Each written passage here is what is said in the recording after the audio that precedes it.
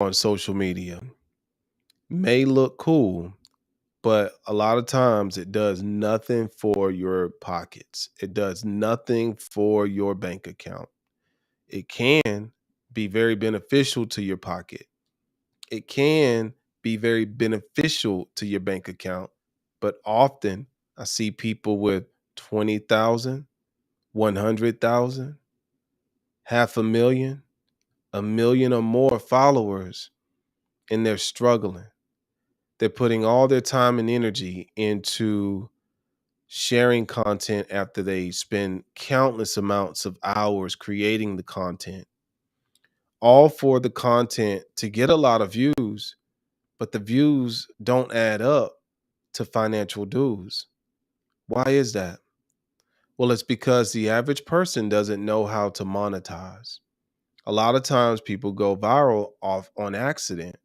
And when they go viral on accident, they're not prepared to monetize that attention because they didn't expect the video to go viral in the first place.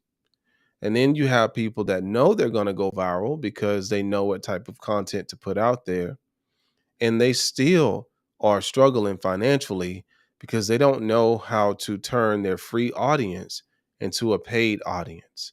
And that's a problem either way you slice it. Now, you have to keep in mind that as you're building up your social media following, you have to keep in mind that first and foremost, you don't own that platform. And because you don't own that platform, you don't make the rules on that platform. You don't control the algorithm. You don't control the terms and conditions. And so you're essentially at the mercy of that platform to stay relevant and to keep eyeballs coming back to your content. There's been countless amount of stories of people having their accounts deleted on TikTok, YouTube, Facebook, you name it. And also, not to mention, when a lot of these platforms tweak their algorithm, it might cause your content views to decline because now you have to restructure the way you're going about your content creation simply because the platform that you're posting on decided to update its algorithm. All right. And so it's a never ending cycle of having to learn all over again. Let me relearn how this algorithm wants me to behave. And not to mention, are you at the mercy of the algorithm when it comes to content creation? But also, if you're constantly trying to serve an algorithm that's always changing, I wonder what are the long term side effects psychologically for someone who's so invested it in improving their content for the sake of the algorithm. Just imagine the psychological toll that something like that could take on the average person. So, what am I getting at here? I want you to be very mindful of the fact that you don't own social media platforms and that it is very dangerous, in my opinion, for your financial well being to only have a social media platform where you're pumping out free content and you don't have your own platform where you can do some paid content, where someone could pay you, let's say, a subscription. Like for me, I have webassetgroup.com.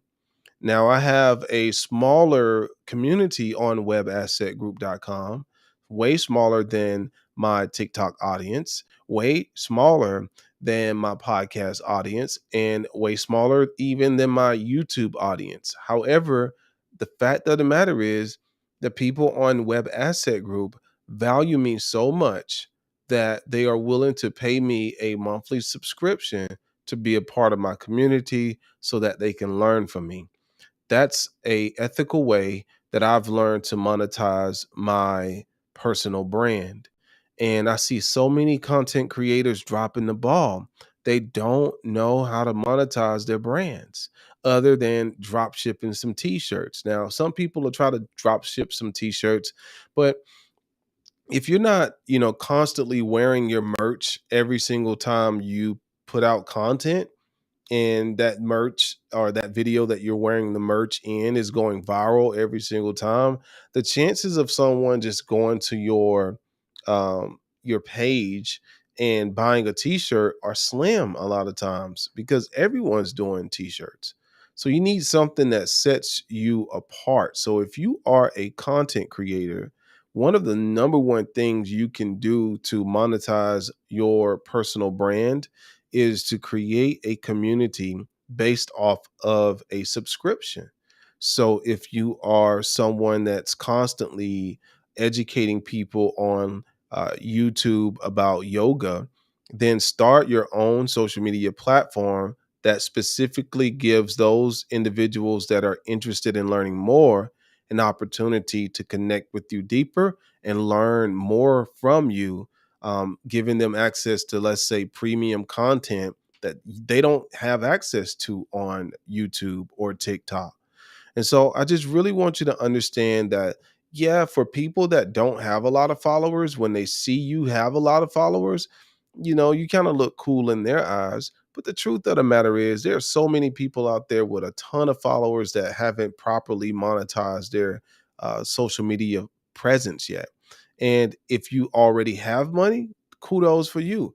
But the vast majority of these content creators don't already have money. A lot of them are struggling, and so you need to start thinking about ways that you can capture that attention and get those people off of social media because, I mean, God forbid, the algorithm changes and you're not able to reach the people that you used to reach. So for me, my content creation strategy is very simple. I want to put out content that represents who I truly am as an individual. And I'm not interested in vanity metrics like how many followers I have. I mean, it's cool that that many people find me interesting, but at the end of the day, I'm here to connect with people in a real way. And also, I'm on social media to make some money as well. And I'm not afraid to say it. And I think a lot of content creators are afraid to admit that they are on social media to make some money. It's okay if you are, just admit it and get busy on finding a way to monetize your presence on the internet. It's Robbie Cornelius. I truly appreciate you. If you like what I do, rock with me and check me out at webassetgroup.com. Get personally coached by me and get access to my brilliant community of entrepreneurs from all around the United States, really all around the world. Master yourself.